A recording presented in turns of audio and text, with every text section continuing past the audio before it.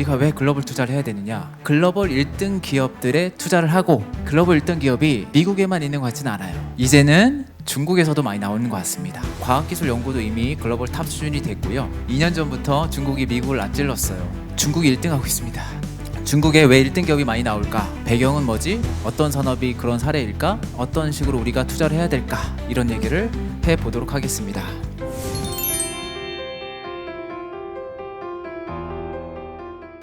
반갑습니다. 이필상입니다. 저는 미래셋 자산운용 홍콩 법인에서 일하고 있고요. 지금 16년째 홍콩에서 근무를 하고 있습니다. 저는 2006년, 7년 정도 그룹에 조인을 했어요. 그때도 제일 인상적이었던 거는 당시 보시면 한국 증시 좋았죠. 근데 그때 탑 매니지먼트의 비전은 글로벌 투자였어요. 이미 20년 전부터 미래셋은 해외 투자를 염두에 두고 모든 조직이나 인력 배분을 했었습니다. 그리고 그 이유 중에 하나는 이런 거죠. 한국이 좋은 기업은 있습니다만 그렇다고 풀이 넓지는 않잖아요. 그렇죠? 우리가 알고 있는 한국의 글로벌 기업들, 글로벌 클래스, 월드 클래스 기업들은 있습니다만 숫자가 많지 않아요.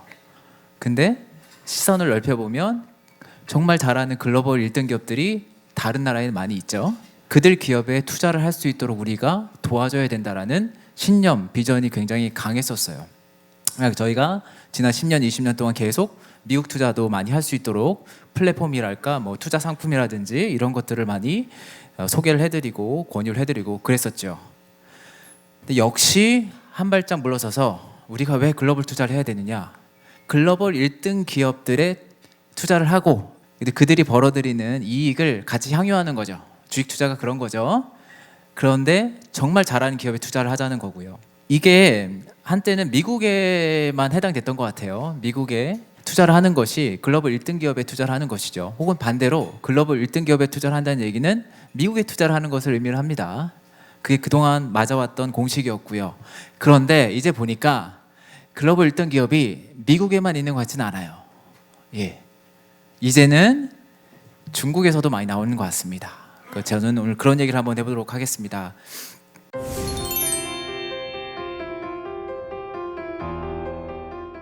중국에 왜 1등 기업이 많이 나올까? 배경은 뭐지? 어떤 산업이 그런 사례일까? 그리고 어떤 식으로 우리가 투자를 해야 될까? 이런 얘기를 해보도록 하겠습니다. 제가 이제 목차로 좀 정리를 해보면요. 기술적으로 중국 기업들이 상당히 많이 올라왔다. 각 분야별로 중국 기업들이 미국과 어깨를 나란히 하는 기업들을 배출을 하고 있거나 이미 했다. 더욱더 중요한 거는 중국 내 드디어 산업별로 구조조정이 일어났구나. 산업별로 과점화가 일어나고 있구나. 이게 정말 중요해요. 주식 투자하는 입장에서 그 얘기를 드리도록 하겠습니다. 우선은 이건 배경인데요. 글쎄요, 이거 너무나 어떻게 보면 너무 잘 아시는 거예요. 왜냐하면 언론에 요즘 하도 많이 언급이 돼서 아실 거라고 생각합니다. 중국의 고학력 인력풀이 너무 좋아졌어요. 그 일례로 그 네이처 아시죠? 전 세계에서 가장 권위 있는 학술지 집단인데 그 친구들이 1년에 한 번씩 그 네이처 인덱스를 발표를 합니다. 사이테이션, 그러니까 인용 횟수가 제일 많은, 그러니까 퀄리티가 있는 논문을 가장 많이 발행한 국가가 어딘지, 기관이 어딘지를 발표를 해요. 중국이 1등하고 있습니다. 지금 2년 전부터 중국이 미국을 앞질렀어요. 과학기술 연구도 이미 글로벌 탑 수준이 됐고요. 이 배경이 뭐냐면 결국은 대학 졸업생들이 급증했다는 거죠. 이 차트 보시면 이거 이제 대학 진학률이 이제 50%를 넘어요. 유럽 수준, 그러니까 선진국 수준까지 올라왔습니다. 근데 우리보다는 아직 못한 것 같죠. 우리 한국의 대학 진학률이 훨씬 높으니까. 근데 여하간 글로벌 수준까지 올라왔고요. 무엇보다 놀라운 건 이 기울기입니다. 이거는 고등교육 이수자의 연간 데이터인데요. 쭉 올라오죠. 쭉 올라옵니다. 보시면 이게 꼭 이렇게 기울기가 가파를 필요는 없었지 않았습니까? 그러니까 그래주얼하게 올라올 수 있는데 2000년도를 전후로 해서 중국의 고학력 인력들이 양산되기 시작합니다. 그 이유는 우리가 알고 있는 교육열도 있고요. 정부가 대학을 엄청나게 만들어댑니다. 왜냐? 교육의 중요성을 아니까. 한국에서 배웠어요. 한국 보니까 여러 가지 어려움에도 불구하고 인력이 좋으니까 잘 된다는 걸 아는 거죠. 그래서 대규모 교육에 대한 투자를 합니다. 그것들이 중국 기업들의 기반이에요. 정말 무서운 거죠. 대학 졸업생이 1년에 1,000만 명씩 나온다는 거.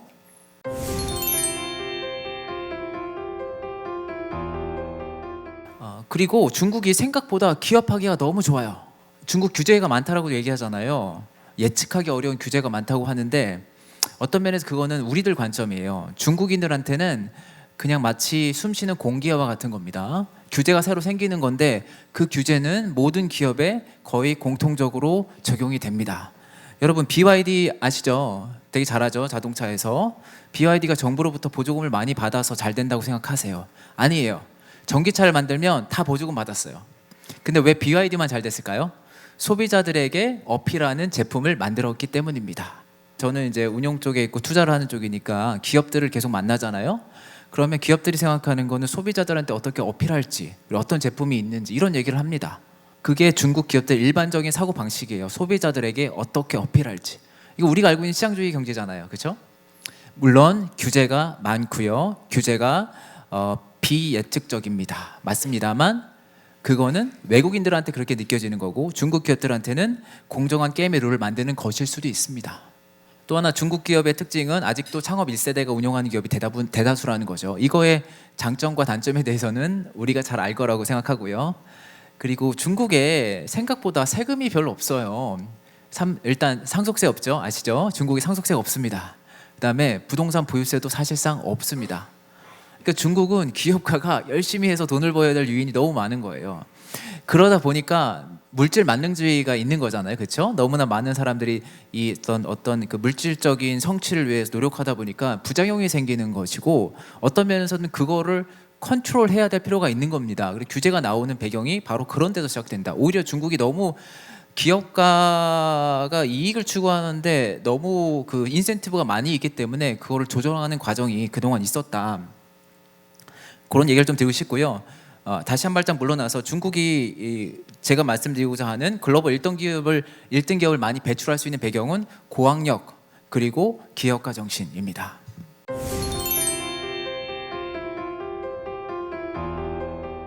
그 다음은 제가 몇 가지 사례를 정리를 했어요. 그 중에 이제 배터리인데 이거는 이제 우리가 좀 익숙하니까 잘 아시니까 제가 먼저 한번 사례로 말씀을 드려봅니다. 우리 한국 사람들한테는 이런 얘기 익숙하실 거예요. 배터리 소재, 그렇죠? 인산철이니 삼원계니 이런 얘기 많이 들으셨죠. 근데 사실 중국에서는 그런 거 별로 신경 안 써요. 그냥 좋고 싸면 됩니다. 근데 여하간 중국에서는 인산철을 중심으로 해서 원가 경쟁력을 확보를 했고요. 거기서 멈추지 않았어요. 그 이후에 이제 패키징 기술에서 앞서갔고요. 그러니까 일본이나 한국에 비해서 앞서갔고 최근에는 고속 충전 아시죠? 이게 사실은 끝판왕입니다. 전기차의 가장 큰 단점은 이 충전 시간이 길다는 건데 이 부분에서 끝판왕 기술이 지금 거의 등장을 했습니다. 5분에 500km 가는 5분 충전에 500km 갈 수 있는 기술력이 이미 등장을 했습니다. 근데 한국에는 있나요? 고속 충전 기술? 일본은 있나요? 없어요. 없습니다. 그 다음에 요즘 얘기 많이 나오는 소금 배터리, 그렇죠? 소디움 배터리도 중국 기업들이 하고 있고요. 전고체도 아직은 초기 단계이긴 합니다만 중국도 빨리 움직이고 있어요. 생각보다 중국이 전고체 부분에서도 잘할 가능성도 높습니다. 좀 의아하지 않습니까? 우리는 한국이나 일본 배터리 기업들이 제일 잘할 거라고 생각했는데 시간을 두고 보니까 중국 애들이 모든 영역에서 다 앞서 있는 것들이 눈에 보이는 겁니다. 왜 그럴까요? 첫 번째 답이 있죠. 아까 말씀드린 엔지니어층이 너무나 풍부합니다. 그들은 일주일에 6일 일하고요. 좀 다른 얘기긴 합니다만 일부 R&D 연구개발 연구소죠. 어떤 연구소는 2교대로 일을 한다고 합니다. 공장도 아닌데 그러니까 엔지니어들 갈아 넣는 거죠. 그렇게 하면서 제품을 만들어요. 이거는 CATL 얘기가 아니라 배터리 회사가 아니라 중국의 그런 R&D 그 분야의 어떤 그 강도에 대해서 전반적으로 말씀을 드리는 겁니다. 그리고 두 번째는 내부 경쟁이 너무 치열한 거죠. 왜 치열합니까? 아까 말한 그거죠. 내가 1등하면 내가 갖게 되는 보상이 어마어마하기 때문에 중국의 기업들이 너무 열심히 일하는 겁니다. 그 경쟁에서 이기려면 기술력이 있어야 되는 거죠. 그렇죠? 배터리 기술 혁신을 해야 되지 않겠습니까? 그 다음에 세 번째는 파트너사를 잘 만났어요. 그러니까 이게 우리가 좀 아쉬운 부분인데 우리 한국 배터리 같은 경우에는 어떻게 하다 보니까 오래된 레거시 완성차 기업들과 손을 잡았습니다. 그쵸? 미국에 가서 뭐 포드, GM, 뭐 폭스바겐 이런 기업들이랑 손을 잡았는데 문제는 얘네들이 엔진차가 기반이잖아요. 배터리 전기차를 열심히 할 유인이 없습니다. 그렇지 않을까요? 오히려 자기 언더마인 자기 비즈니스가 오히려 기존의 비즈니스가 안 좋아지는데, 그렇죠? 열심히 못하는 거예요. 반면에 중국의 배터리 업체들이 손잡은 파트너사들은 전기차에 몰빵한 기업들인 거죠. 그렇죠? 예, 뭐 리오토, 뭐 샤오펑, 그다음에 요즘 나오고 있는 뭐 샤오미라든지 화웨이라든지 전기차를 정말 진지하게 고민하는 파트너사를 만난 거예요. 그 파트너사가 계속 요구를 하는 거죠. 우리는 이런 게 필요한데 빨리 기술 혁신해. 그러니까 속도가 너무 빠른 거예요. 예. 앞으로는 어떻게 될까요? 더 빨라지겠죠. 그러니까 이런 선순환 구조를 갖고 있는 것과 그렇지 않는 거는 큰 차이가 있다라고 생각을 합니다. 근데 아무튼 이 배터리 영역에서는 이제 1등 기업이 나왔죠. 중국의 CATL이 여러 면에서 좀 압도적인 게 좀 보이고 있습니다.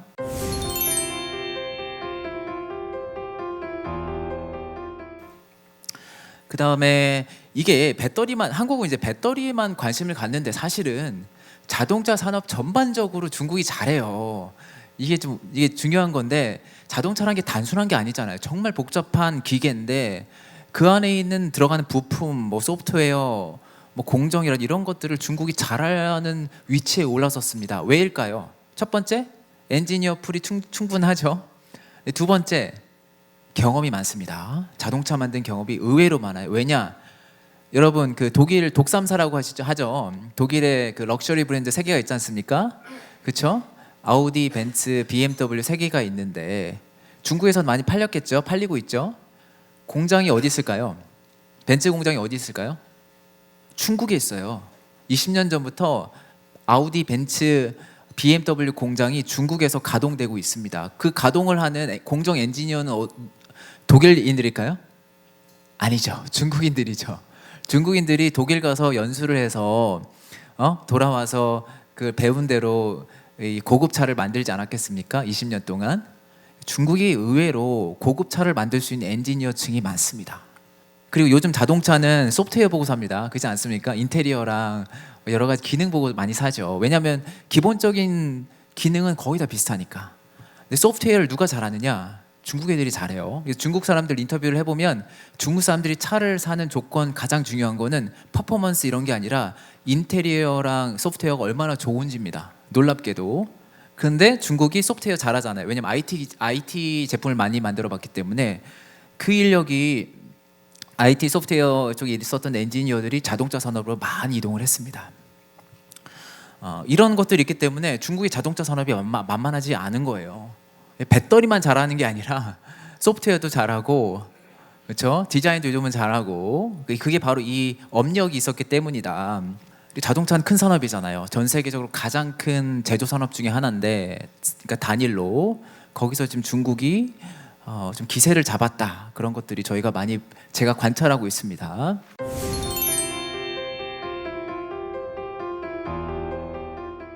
그 다음은 자율주행과 로봇 이런 얘기인데, 그러니까 결론적으로는 자율주행 중국이 잘하고 있고요. 미국과 함께 G2를 형성하고 있습니다. 미국 테슬라 잘하고 있지만 거의 근접해서 중국 기업들이 잘하고 있는 게 이미 목격이 되고 있고요. 앞으로 더 잘하겠죠. 그 다음에 휴머노이드 로봇도 마찬가지입니다. 미국과 함께 중국이 양대 산맥을 형성을 이미 하고 있습니다. 반도체도 굉장히 회의가 많았죠. 중국이 반도체 할 수 있느냐. 그런데 최소한 제가 제가 생각했던 것보다 잘하고 있습니다. 메모리도 저는 중국이 전혀 못할 거라고 생각했고, 심지어는 내부에 그렇게 보고도 드렸었는데 잘하더라고요. 엔지니어와 탤런트가 있을 때 이들이 올라오는 그 속도는 어쩌면 우리가 생각하는 것 이상일 수도 있다는 거를 저는 많이 느끼고 있습니다.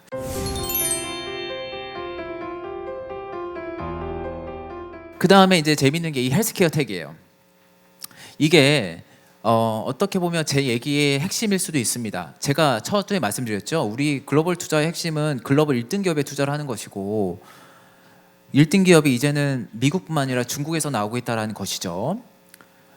그거를 제일 잘 보여주는 차트가 이거이기도 합니다. 왼쪽 보시면 개발 중인 신약 건수를 이제 정리를 한 건데 10년 전만 해도 중국이 아무런 의미가 없었죠. 그렇죠? 그러다가 최근에 엄청 늘어났어요. 여전히 큰 나라가 어디입니까? 미국이죠. 미국과 중국이 지금 양대 산맥을 이루고 있습니다. G2죠, G2. G2 tech의 세상이 오는 것 같아요. 많은 영역에서. 근데 바이오텍에서조차도 여러분 바이오텍은요 그냥 전 세계에 그냥 미국 중심이었잖아요. 모든 좋은 약들 우리 뭐 코로나 때도 경험을 했지만 모든 중요하고 혁신적인 약은 미국 아니면 뭐 유럽 약간 이거였지 않습니까? 근데 지금 분위기가 그게 아닌 거예요. 앞으로 혁신 신약은 미국 아니면 중국에서 나오는 것 같습니다. 그리고 오른쪽을 보면 이제 왼쪽에 있는 건 건수잖아요. 이게 퀀터티고 오른쪽에 있는 이제 퀄러티, 약 실제로 얼마나 밸류가 있는지를 보여드리는 겁니다. 오른쪽에 있는 게 뭡니까? 우리 잘 아는 아웃 라이센싱이죠. 우리 한국 그 바이오텍 투자하시잖아요. 항상 관심으로 갖고 있는 게 그거잖아요. 얼마나 아웃 라이센싱이 될지, 가격이 얼마인지 이게 항상 관심거리잖아요. 보세요. 10년 전에는 중국이 사실상 제로였습니다. 그렇죠? 지금 최근에 지난 2024년 숫자는 47 빌리언 US 달러까지 올라왔습니다. 굉장히 올해도 되게 좋아요. 올해 아직 다 가지는 않았습니다만 올해도 딜이 굉장히 많이 나오고 있거든요. 이게 도대체 뭐지? 뭐 이렇게 잘 나오는 거야? 중국의 신약이 진짜네라는 거죠. 10년 전만 해도 중국의 바이오텍은 바이오텍이 아니죠. 그때는 그냥 그 우리가 한약 같은 중국은 중의학이라고 부르는 겁니다. TCM이라고 부르는 게 있는데 그거 중심이거나 아니면 거의 다 카피캣이었습니다. 복제약. 그거를 넘어서질 못했어요. 근데 어느 순간 이렇게 성장을 했습니다. 배경은 뭐냐? 우선은 똑같은 거죠. 인력이 너무 좋은 거죠. 예, 좋은 대학 나오고 또 과학자 집단의 숫자가 커졌다는 것이고요. 두 번째는 그겁니다.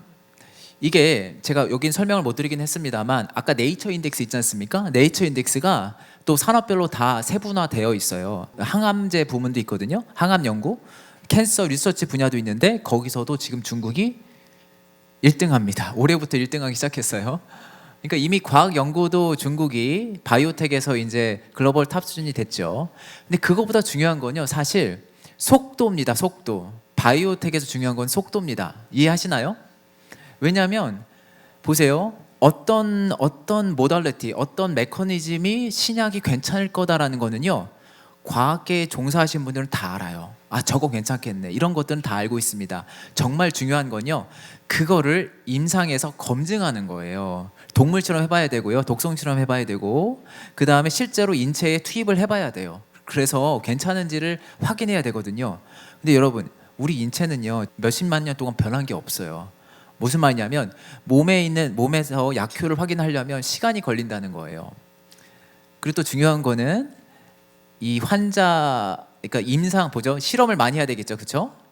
똑같은 어떤 목적을 타겟하고 출발했다고 했을 때, 동일하게 출발한다고 했을 때 중요한 거는 실험을 많이 해야 될 것이고요. 또 하나는 임상을 할 환자를 모집을 해야 돼요. 근데 요즘은 임상 환자 모집하기 되게 어렵습니다. 왜냐? 타겟팅을 해야 되기 때문에 유전자 변이 이런 걸 다 맞춰서 그에 맞는 환자를 골라내야 되거든요. 쉽지가 않죠. 근데 중국은 그게 비교적 쉽습니다. 전 세계 제일 빠른 속도로 관련 환자를 모집을 할 수가 있어요. 아까 말씀드린 과학자 수 많잖아요. 그래서 임상도 계속, 임상이 아니죠. 동물 실험도 계속하고 빠른 속도로 진행을 하고 또 임상도 전 세계 어느 나라보다 빨리 진행을 하는 거예요. 그렇죠? 그러니까 혁신 신약인데 전 세계에서 가장 먼저 임상 실험을 완료를 합니다. 그럼 어떻게 됩니까? 밸류가 있는 거죠.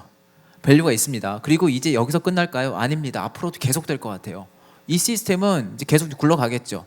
그러니까 중국이 아카데믹 리서치 잘하고 그걸 바탕으로 임상을 빨리 진행을 하면 좋은 약을 제일 먼저 내놓겠죠. 그렇지 않습니까? 이 배경이 있는 거죠. 또 이거는 또 다 처음으로 돌아갑니다. 첫 번째 인력이 좋고 두 번째 기업가들이 이걸 아니까 열심히 하겠죠. 그러니까 앞으로 좋은 신약은 중국에서 나올 가능성이 상당히 높습니다. 미국의 헬스케어 인덱스 퍼포먼스가 안 좋아요. 왜냐? 이것도 중요한 영향으로 얘기를 합니다. 제가 얘기하는 게 아니라 제가 미국의 헬스케어 애널리스트랑 얘기를 해보니까 걱정을 너무 많이 하더라고요. 왜냐? 신약을 내놨는데 남들보다 먼저 내놨을 때 밸류가 있는 거지 중국 애들보다 늦게 내면 밸류가 없는 거거든요. 어떤 교훈이 있습니까? 중국과 1대1로 경쟁하는 산업에 있으면 미국 기업조차도 위험하다는 거예요. 잘 봐야죠. 미국의 1등 기업인데 중국 애들이 못 따라갈 영역이 있고 왠지 중국 애들이랑 이제 경쟁을 해야 되는 영역이 있는 거예요. 그러면 그거는 조심하셔야 된다. 라는 거를 이제 헬스케어, 바이오텍에서도 한번 느끼게 되는 겁니다. 그래서 바이오텍 얘기를 좀 드렸고, 뭐 대표적인 사례, 뭐 베이진이라든지 뭐 아키소 이런 얘기들이 있습니다. 그 다음에 또 헬스케어 쪽에 중요한 게 뭡니까? 약도 중요하지만 의료 장비도 중요해요. 근데 지금 놀랍게도 중국이 하이엔드 의료 장비라고 할 수 있는 MRI CT에서 이미 내재화에 성공을 했습니다. 이거는 한때 한국도 시도를 했던 거거든요. 한국 기업들도 이 부분에서 브렉스루를 이룩하기 위해서 노력을 했는데 잘 안 됐어요. 근데 중국은 지금 이 부분에서도 큰 성과를 거두었다. 그래서 헬스케어 텍에서의 중국 기업들의 성장이 글로벌 탑 수준으로 올라오는 것이 눈에 보인다라는 것입니다. 중국의 1등 기업들이 하나 둘씩 이제 나오고 있다. 1등 기업들이 등장하고 있고 테크라는 이름으로 이렇게 묶여 있는 거죠. 중국의 배터리, 전기차 잘해요. 근데 경쟁이 너무 치열한 거죠. 더욱더 중요한 거는 중국 내 드디어 산업별로 과점화가 일어나고 있구나. 이게 정말 중요해요. 이렇게 변화가 많을 때는요, 수직 계열화의 기업이 더 장점이 많습니다. 현금이 있는 기업만 투자를 한다는 얘기가 되는 겁니다.